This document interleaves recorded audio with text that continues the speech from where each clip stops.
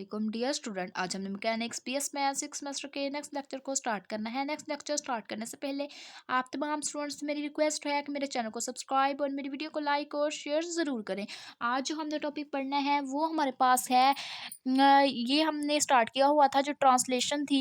Translation उसकी हमने types पढ़ी थी। टू तरह की हमारे पास फर्दर उसकी टाइप्स होती है। एक रेक्टिलिनियर होती है और दूसरी हमारे पास कर्वीलिनियर होती है। तो रेक्टिलिनियर की डेफिनेशन भी हमने पढ़ ली हुई थी। जो रेक्टिलिनियर मोशन होती है वो हमारे पास क्या कौन सी मोशन होती है? ऐसी मोशन जो हमारे पास स्ट्रेट पैरेलल लाइन के अराउंड हमारे पास एग्जिस्ट कर रही हो मोशन, तो ऐसी मोशन को हम क्या कहते हैं? वो हमारे पास रेक्टिलिनियर मोशन कहलाती है।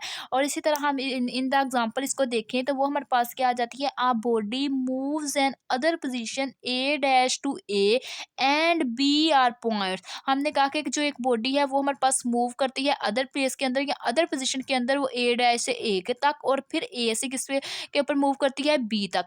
देन हमारे पास इसके ये सारे के सारे हमारे पास पॉइंट्स है और पोजीशन ऑफ द बॉडी। ये हमारे पास हमने कहा कि जो ए डैश ए बी उसके पॉइंट्स है और हमारे पास क्या हो सकते हैं? पोजीशन ऑफ द बॉडीज भी हो सकते हैं। तो इसी तरह हमने क्या कर लिया, इसको ड्रा कर लिया। हमने कहा कि ये हमारे पास क्या है? ये ए और ए डैश है और ये हमारे पास बी और बी डैश है। ये हमने क्या कहा? मूव ए डैश टू ए और उसके साथ ये हमारे पास बी डैश से किस कहाँ तक मूव करती है? बी तक।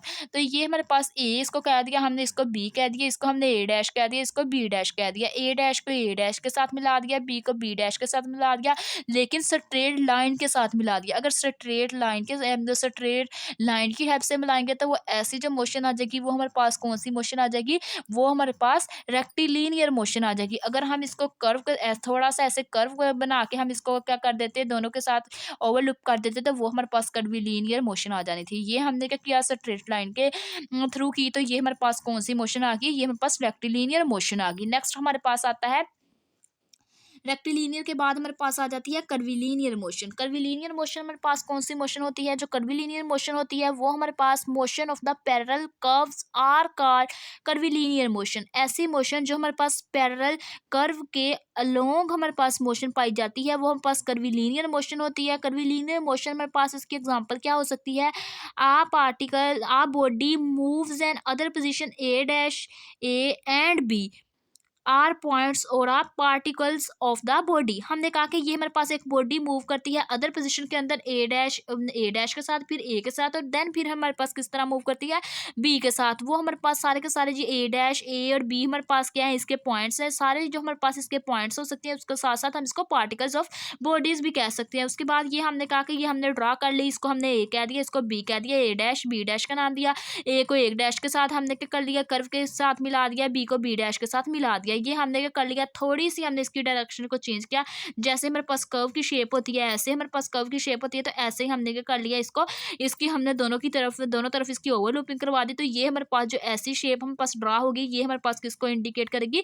कर्वीलिनियर मोशन को इंडिकेट करेगी। मींस इनके दरमियान कर्व बन रही है, तो ये ऐसी जो हमारे पास एग्जांपल आ जाएगी ये हमारे पास किसके लिए आ जाएगी?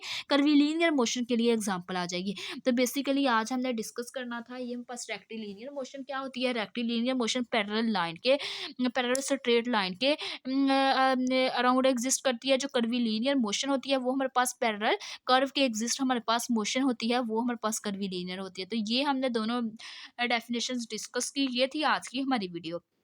अगर आप लोगों को मेरा आज का वीडियो लेक्चर पसंद आए तो मेरे चैनल को सब्सक्राइब, लाइक और शेयर ज़रूर करें। Thanks for watching. अल्लाह हाफिज़।